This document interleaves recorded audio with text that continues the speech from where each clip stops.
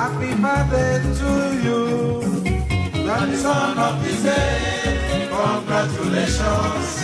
Happy birthday to you.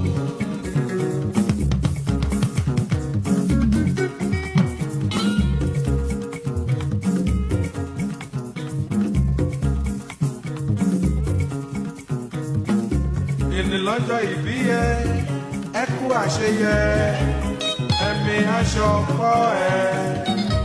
Èdè lọ́jọ́ ìbí ẹ, ẹ kú àṣeyẹ, ẹ̀mí aṣọ ọkọ ẹ. Pastor Mrs. Florence Ọládòkun ní Dàgbékò, aya rere lọ́dẹ̀dẹ̀ ọkọ ni ìwọ jẹ́ o. Mọ́ mi dáadáa, ọmọ awúre fàṣẹ bọnu. Ìyá pé mọ́mọ́ kẹ́kẹ́ mọ̀ kẹ́ ọmọ ni ìwọ jẹ́ o. Orí jẹ́ òpẹ́ láyé kórí ṣe ọ́ lọ́ba. Ṣèbọ́dọ̀ ọdún lọ́dún ṣọ̀dún jẹ́ ọ̀dọ́dún lọ́mọ bẹ́ẹ̀. O ò ní fọ́jú èyí ṣàṣemọ́ lọ́lọ́run ọba. Kí n tó wá mọ̀ kí ọ kí n tó mọ̀ kí ọ ìbá ọlọ́run ọba lè ní àkọ́kọ́ jú. Ọba alábẹ́ ẹnu àṣásí ọ̀rọ̀ gọ̀jígọ̀ adáná fi iná jó. Ọba adáyédárun lẹ́ẹ̀kan so. Ọlọ́run tó ní kí bẹ̀bẹ̀ ó mọ̀ bẹ́. Ọlọ́run tó ní kí wọ́n Pastor Mrs. Florence Ọládòkun ní Dàgbékò kó o máa bẹ lórí ilẹ̀ èèpẹ̀ kó o máa káyé gbàdùn lọ́la ọlọ́run ọba ní. Asọ́tún arẹ́rẹ́ òde ọ̀run gbanibani lọ́dọ̀ owó lẹ́ni gbìngbìnìkì awúwo mọ́ ṣe é gbé. Ọlọ́run tó fún mi lédè tí mo fi ń pèdè tó fún mi lọ́rọ̀ tí mo fi ń sọ̀rọ̀. Èmi rẹ̀ mo tún dé o. Èmi Broda Gbemsky mo tún dé. Èmi Jesa òṣèré onílẹ̀ obì ọmọ ẹlẹ́ni àti ẹ̀ka ọmọ ẹlẹ́ni ẹ̀wẹ̀lẹ̀. Ní kété tí mo tẹ́lẹ̀ wọ́n lọ́sọ̀ o. Mo wá kí ọmọ lọ́dọ̀ bí o ní ọ̀pọ̀ Mrs. Florence Ọládòkun ní Dàgbékò. Ọkọ pásítọ̀ aya pásítọ̀ síbí wà lọ́mọ lọ́dẹ̀ ìjọ ọmọ onítẹ̀kọ́ èdèrò. Aya rere lọ́dẹ̀dẹ̀ ọkọ ni ìwọ jẹ́. Ìrẹ́ ìyá Victor ìyá Jesa ìṣèbí gbogbo wọn pátápátá lọ́lọ́run yóò kúkú ṣe lọ́mọ rere. Bẹ̀rẹ̀ aya olólùfẹ́ ìdùnnú àyèrè ránṣẹ́ ọlọ́run tí a Pastor Maxwell Dàgbékò bàbá rere bàbá dáadáa táwọn mọ̀ dáadáa ni ẹ̀yin méjèèjì kúkú rí sókún kó ṣe lẹ́wọ̀n fúnra yín lọ́lá ọlọ́run ọba. Ọmọlọ́dọ̀ bí èyí lórí ìlọlé bàbá òun lọ́jọ́ tó ní ọmọ oníjẹ̀bú ẹgbèrò.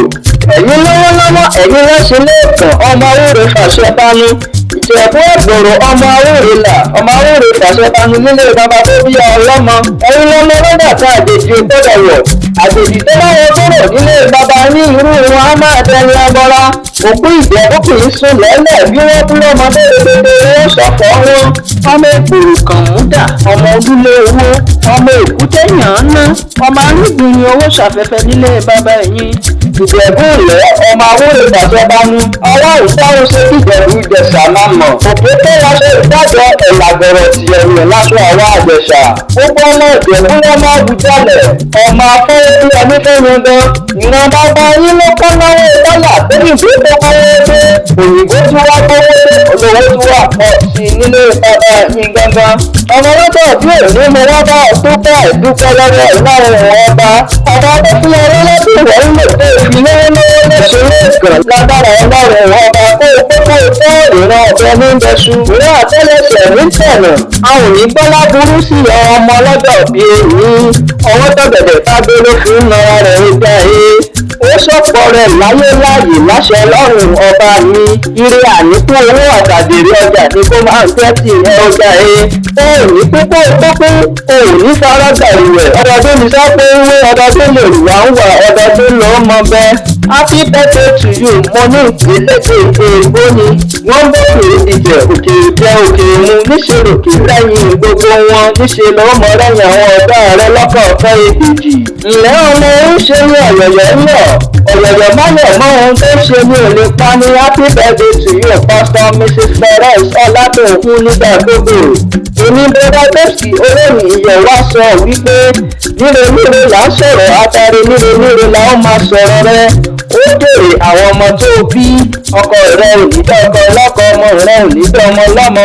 Èmi Ìjẹ̀sà òṣèré onílẹ̀ ọbì wá sọ wípé ẹ̀mí ìrẹ́ ló sọ pé eléyìí láṣẹ ní ìtọ́kọ̀ ọjọ́mọ láṣẹ Èdùmàrè ìgbà ọdún gan ni.